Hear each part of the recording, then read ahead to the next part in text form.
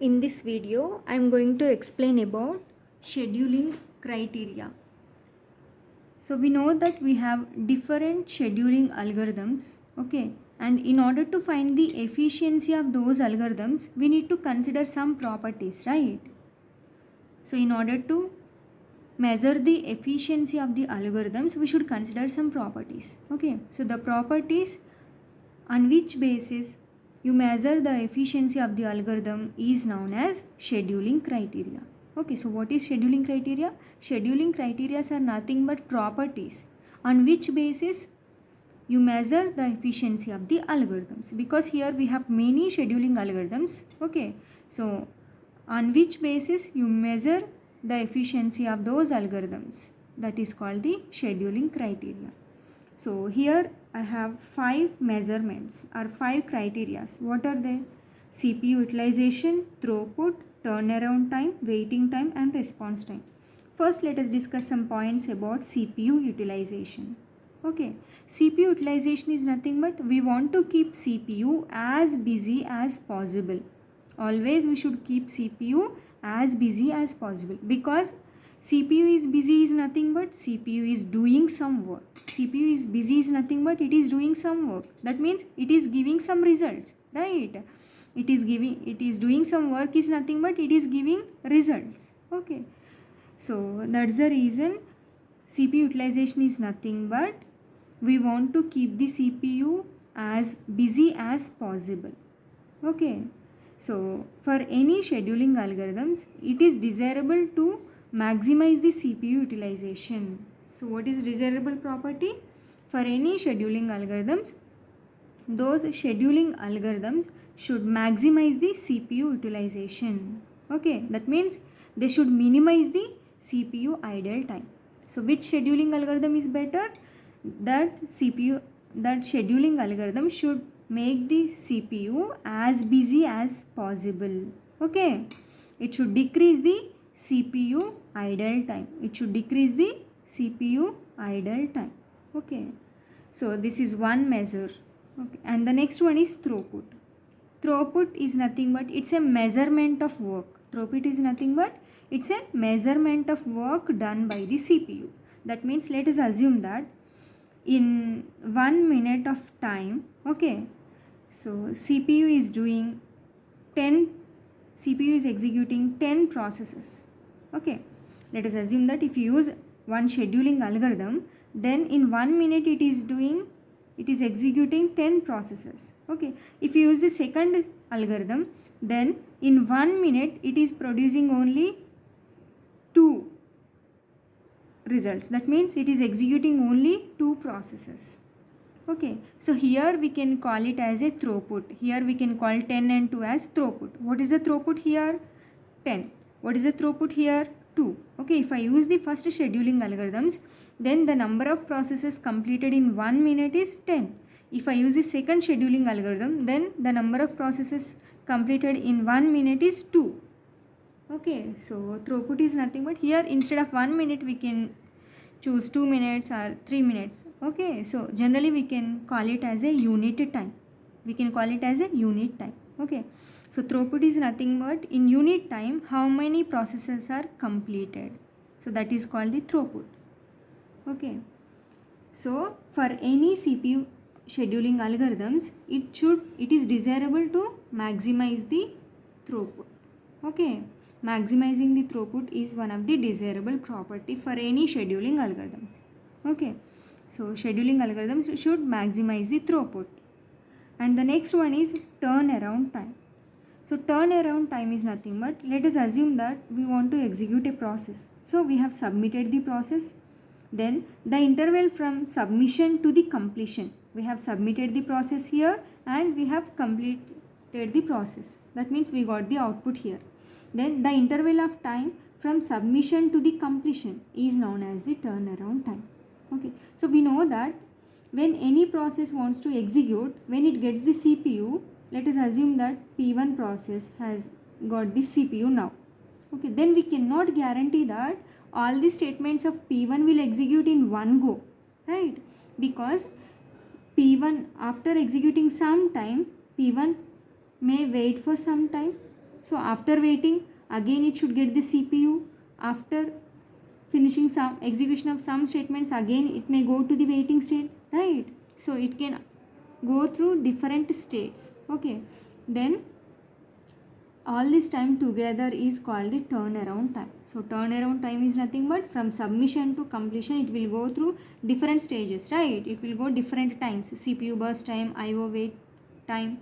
Okay, so all these times together is called the turnaround time.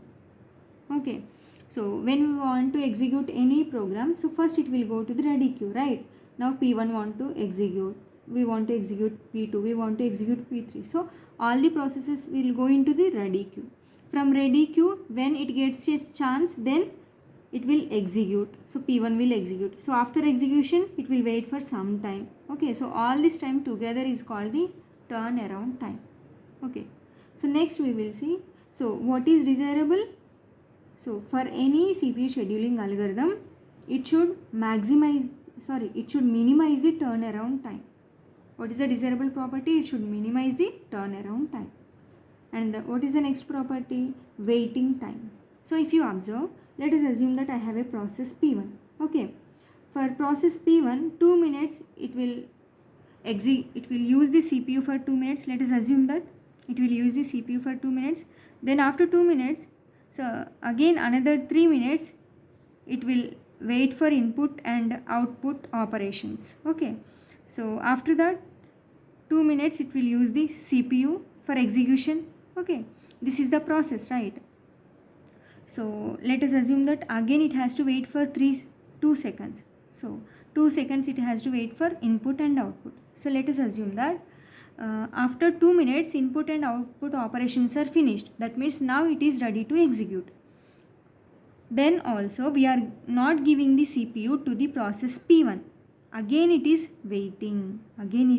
Because some other high priority process is executing. So even though it has completed the IO, it has to wait, right? So here if you observe, CPU scheduler is not concerned with this input and output operation and this input and output operation, because it cannot change or it cannot affect this input and output time in any way, right? So for some time it will use the CPU and for some time it will wait for the input and output. Okay, so CPU scheduler is not concerned with this input and output operation waiting time. Okay, so here also it is using CPU and it is waiting for input output. That means here the process is waiting for the input and output operations. So the CPU scheduler is not concerned with this input and output. Okay, so here if you observe, it has finished the input and output. Now it is ready to execute. Then also it is waiting because some other high priority process is executing in the CPU. So here scheduler is concerned with this waiting time. Okay, scheduler is concerned with this waiting time. Okay, so what is desirable for any CPU scheduling algorithm? So it should minimize the waiting time of a process. It cannot change the waiting time of input and output, right? So it is concerned with this waiting time, because here it is ready for execution, then also it is waiting, right? So CPU scheduling algorithms should minimize this waiting time. It cannot reduce this time, because let us assume that here I have 3 input and output operations to be performed. Then let us assume that these 3 input and output instructions requires 3 seconds.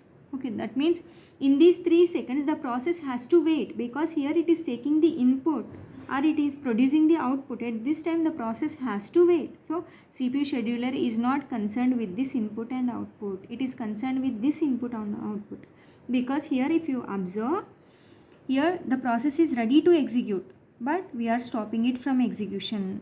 It is in waiting state. So for any CPU scheduling algorithm, it is desirable to minimize the waiting time of a process.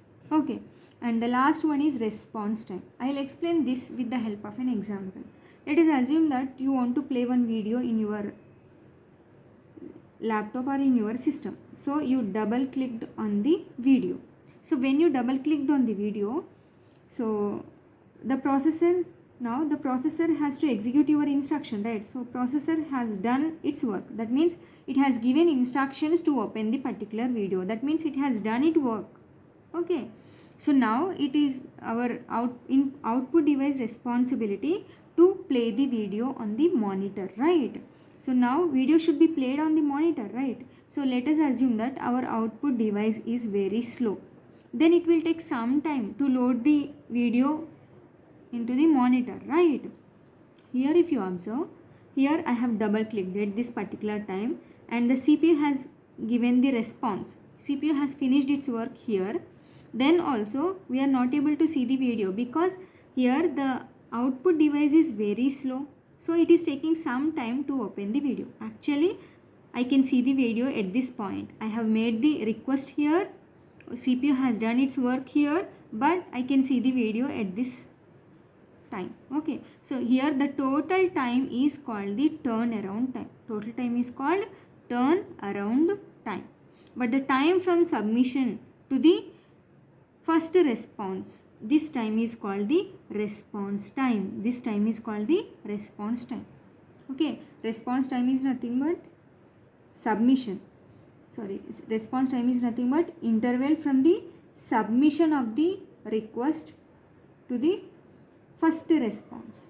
The interval from submission to the first response is called the response time, and the interval from submission to the completion is called the turnaround time. Okay, these are the properties, or we can call it as measurements, or we can call it as criteria, on which basis we measure the efficiency of an algorithm. So which algorithm is better? The algorithm which maximizes the CPU utilization, which maximizes the throughput, and which minimizes the turnaround time, which minimizes the waiting time, and which minimizes the response time is better scheduling algorithm.